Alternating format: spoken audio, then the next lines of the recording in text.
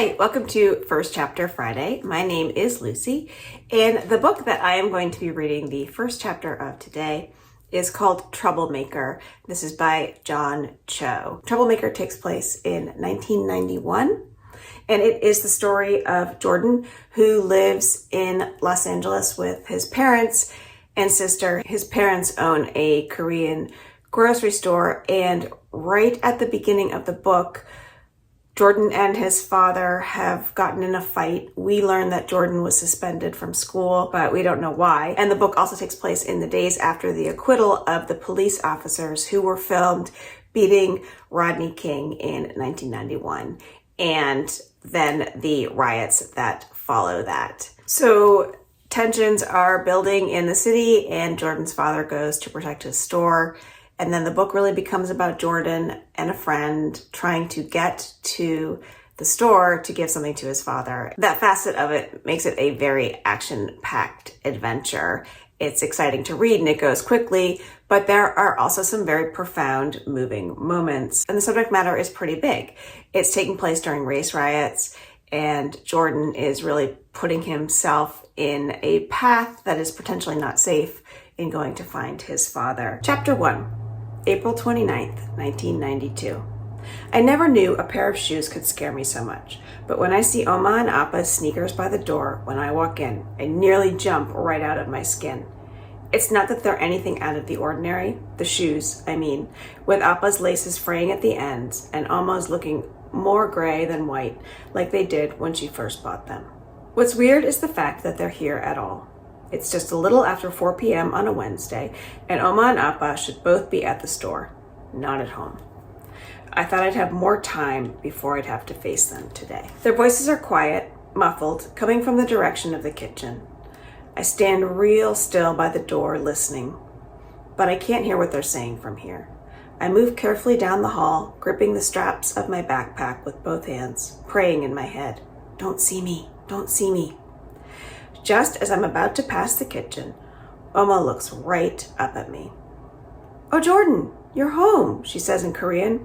She says it all casual, like she's here every day when I get home from school. Not like I'm the one who should be saying, "Oh, Oma, you're home?" "Yeah," I say back in English. A nervous feeling starts to spread through my stomach. My prayer changes. "Don't ask me how school was. Don't make me lie to you."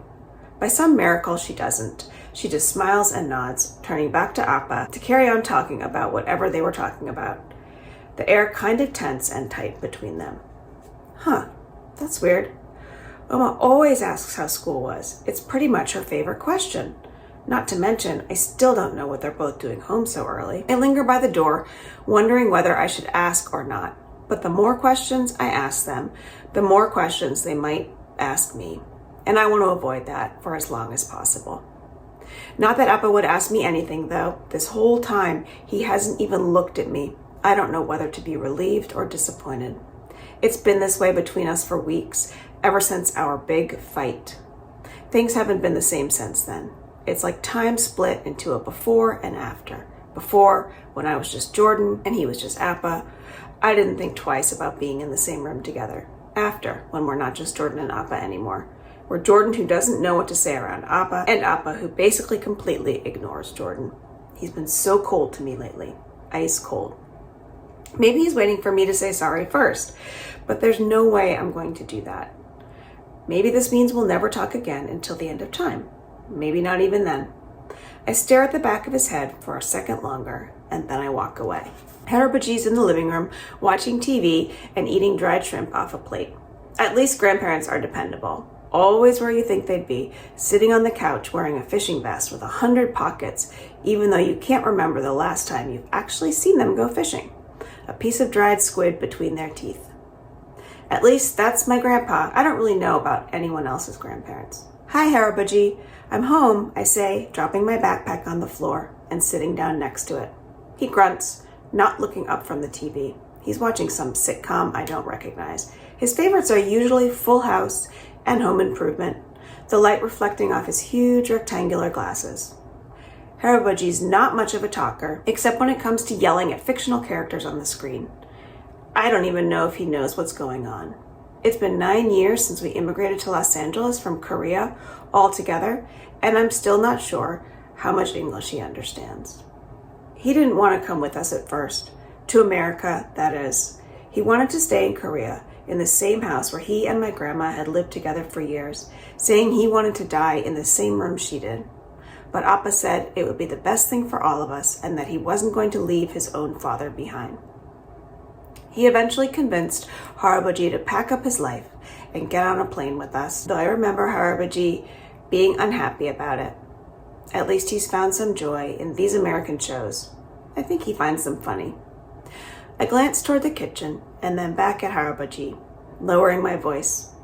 Can I tell you something? He grunts again without turning down the volume. Here's the thing about my grandpa. We're not close exactly, but he's the one person in this family that I feel like I can really talk to, even if he doesn't totally get what I'm saying since I speak to him in English. Maybe that's the reason why I feel okay.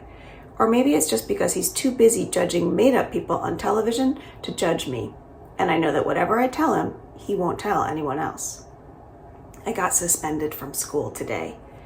At this, his eyebrows lift. I can't be sure if it's from what I said or something on TV, but I keep going. I got sent to the principal's office again for cheating on a Spanish quiz, or I guess getting caught cheating. Again. Mr. Martins was so mad. I make a face hearing his voice in my head. He always talks real slow, like he's speaking through a mouthful of chewing gum. He kept saying how he's seen me in his office more than any other sixth grader in the school, and how he can't even count how many times I've been caught cheating now.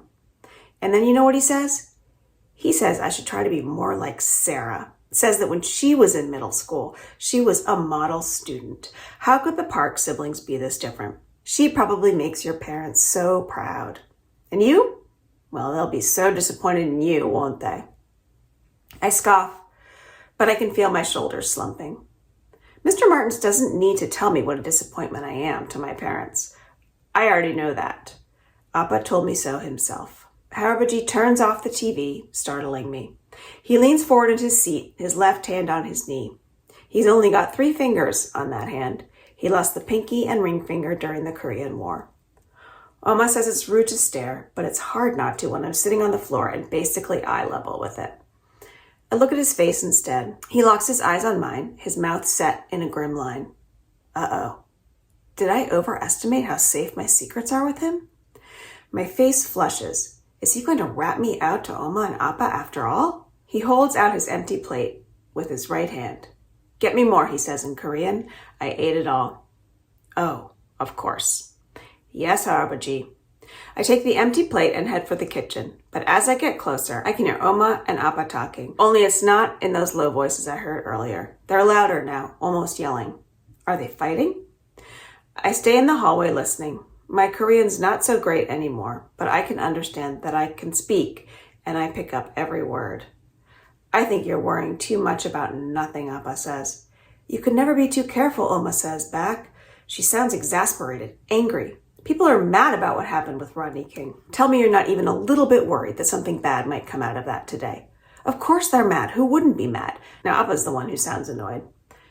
Doesn't mean that bad things are going to happen. There's no reason to think so. It will be fine.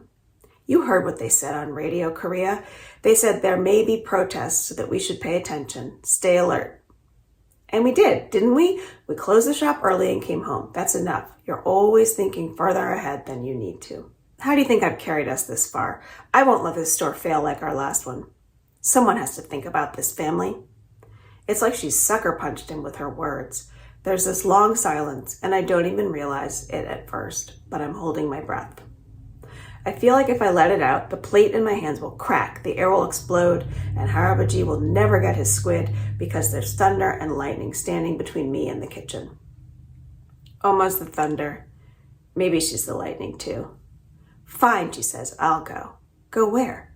To board up the store. Before Appa can reply, or I can even take a step, Oma storms out of the kitchen. She doesn't see me.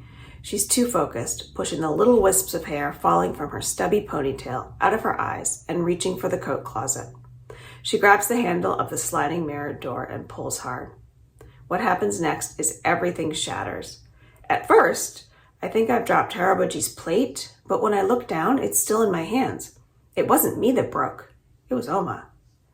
The closet door's always been too flimsy, teetering on loose tracks, and almost pulled it open so hard, it finally gave up and jumped the tracks.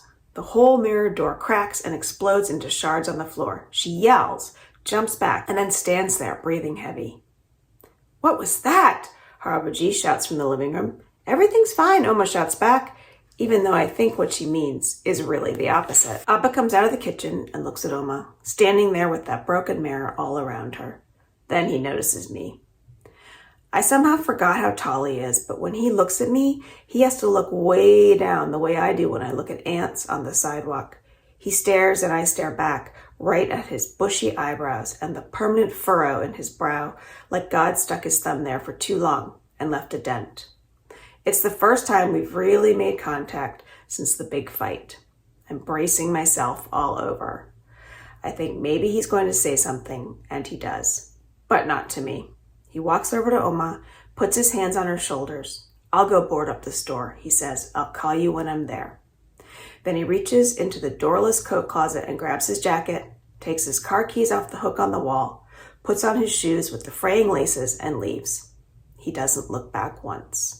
So that is the end of chapter 1 of Troublemaker, and I realized when I was introducing the book, I said it took place in 1991, and that first chapter does remind me that it takes place in 1992, so I apologize for that. You can see that Jordan and his father have had a fight, and Jordan's probably going to get in even more trouble for getting suspended from school. And there's also this introduction to the protests that his parents are worried will begin because of the acquittal of these police officers. So that is where the story starts. So as I said before, it's action-packed, but it's also very moving, and I think it's an important piece of history to be talked about in a middle grade book. And if you read the book, I highly recommend reading the author's note in the end of the book.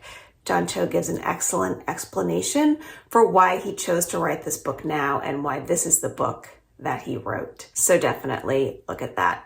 I hope you give the book a try. Thanks for joining me.